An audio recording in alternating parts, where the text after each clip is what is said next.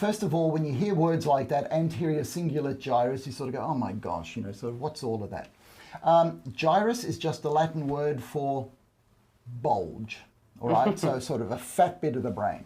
Cingulate is the Latin word for a belt or a girdle, something you sort of wear around it, okay?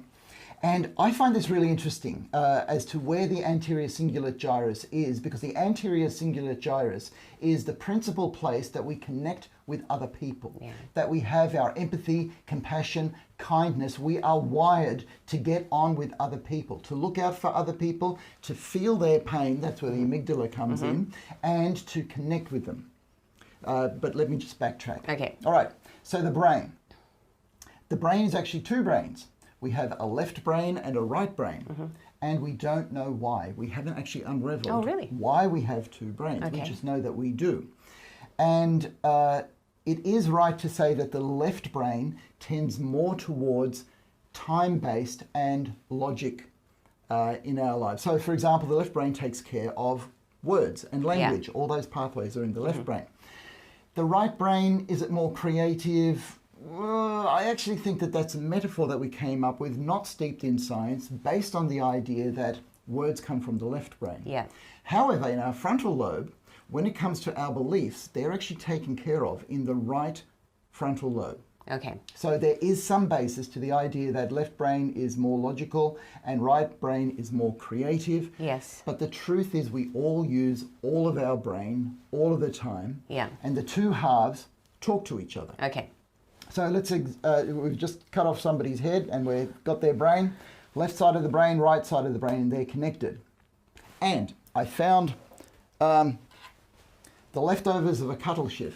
Cuttlefish this morning, okay? Oh, this on was the beach. On the beach, and cuttlefish are wonderful. In Australia, they grow to be up to 1 metre size, okay? But this is a small guy.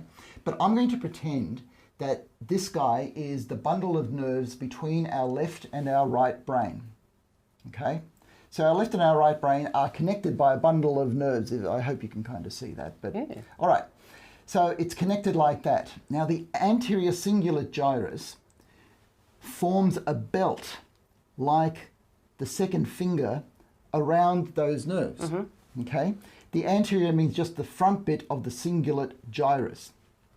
And it's part of what we call the limbic system, which means it's part of our emotions. Why am I going to explain all this? Yes, come on, get on with it. You go into detail so much. I do. Because you love the brain. I do, and it's fascinating, okay?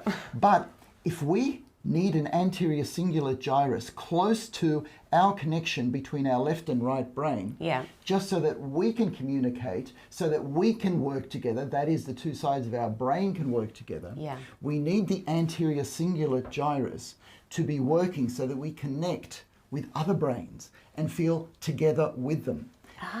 And so it's a belt around our means of communication. So we're actually almost really wired for that, aren't we? We've got one side and the other side, the us and them, or the two of us, and we actually need that togetherness. And we need that connection, and we need that togetherness, and we need to communicate really well. What's that thing that's going to connect us? The corpus callosum, the big bundle of nerves. What's that in between life? People. Okay, so in life, when we communicate with other people, when we just talk, when we just look at them, when we just touch them, we are communicating all the time in our behaviors to other people. So, and this is not science, this is a metaphor, I am encouraging people to wrap all of your communications like a belt with empathy. Wrap empathy around all of your communication with other people to keep that connection with other people.